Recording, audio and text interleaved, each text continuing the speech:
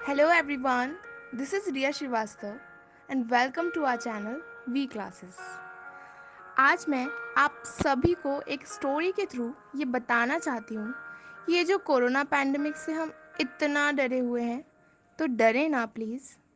And I hope कि आप पूरी स्टोरी सुनेंगे और समझेंगे कि डर से तो हम इसे नहीं जीत सकते। सो हियर वी गो।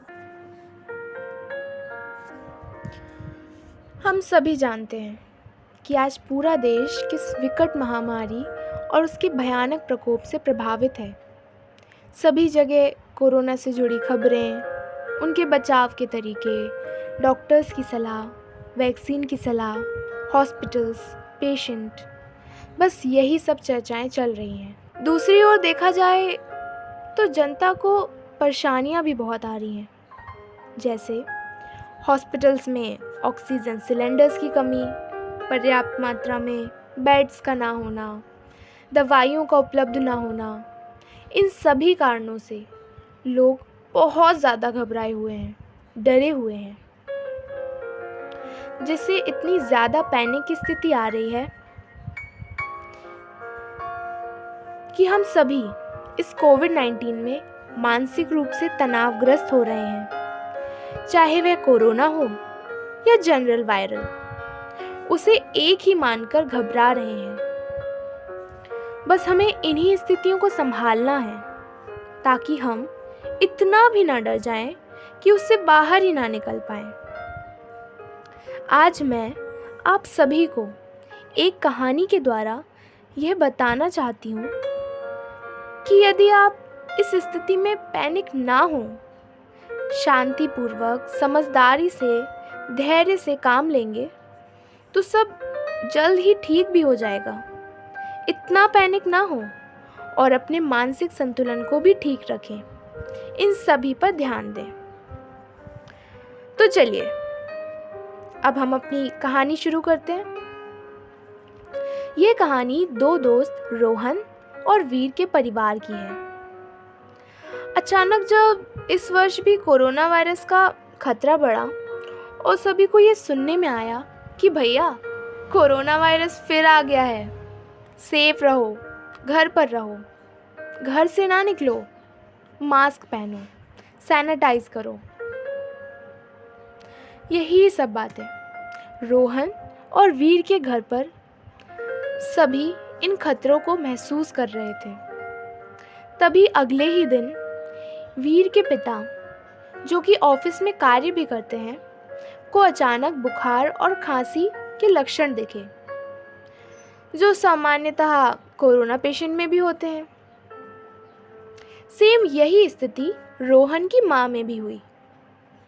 खैर, अब दोनों के घर में सभी बहुत ज़्यादा डरे थे, तनावग्रस्त थे। वीर के घर वालों ने तो इस स्थिति में कुछ ज़्यादा ही पैनिक हो रहे थे और सबको लगने लगा कि पिता को कोरोना ही हो गया है। तो वह पिता को सीधा हॉस्पिटल ले गए और जहां पहले से ही बहुत सारे कोरोना पेशेंट मौजूद थे, जिससे ना केवल पेशेंट की हालत बिगड़ी बल्कि उनके साथ जो घर वाले आए थे उनके में भी संक्रमण के चांसेस बढ़ गए और ऐसी स्थिति में काबू कर पाना थोड़ा मुश्किल हो गया। दूसरी ओर हम रोहन के परिवार में देखते हैं। जब रोहन की माँ को ऐसे लक्षण दिखे तो उनके परिवार वालों ने बिना पैनिक हुए सबसे पहले तो अपनी माँ को अलग ही रूम में सेपरेट रखा, उनकी अच्छे से सेफ्टी से ध्यान रखा। उचित समय के बाद उनका कोरोना टेस्ट कराया। इस पूरी स्थिति में भी वे डरे नहीं, उन्होंने समझदारी से काम लिया। हाँ, यह आशंका ज़रूर थी कि कहीं रोहन की माँ को कोरोना ना हो जाए, परंतु सभी घर वालों ने ये ध्यान रखा कि वे रोहन की माँ को लेकर इधर उधर ना भागें। अंत में जब रिपोर्ट आई और पता चला कि माँ की रिपोर्ट नेगेटिव है, जिससे सभी घरवाले और बच्चे राहत की सांस ली। सभी काफ़ी खुश थे। इस स्थिति में वे पैनिक नहीं हुए। समझदारी से स्थिति को संभाला। आगे चलकर उन्होंने वैक्सीन भी लगवाई। अब सब कुछ ठीक है। कुछ क्या, सब ठीक है। सभी की हालत एकदम तंदुरुस्त है। इस कहानी से हमें यही सीख मिलती है कि मन की शांति, समझदारी, धैर्य का होना बहुत ज़रूरी है। सभी घर में रहें, स्वस्थ रहें, अच्छा खाएं, इम्यूनिटी बढ़ाएं, मानसिक तौर पर घबराएं नहीं। और हाँ, प्लीज़ सोशल मीडिया पे और दूसरी जगह जो ये फेक न्यूज़ और अफवाहें आ रही हैं ना, उन्हें बढ़ावा ना दें, ना ही फॉरवर्ड करें। खुद पॉजिटिव रहें यार। आसपास के लोगों को भी खुश और पॉजिटिव रखने की पूरी कोशिश करें। जल्द ही ये कोरोना चला जाएगा। इस जंग को भी हम जीत ही लेंगे।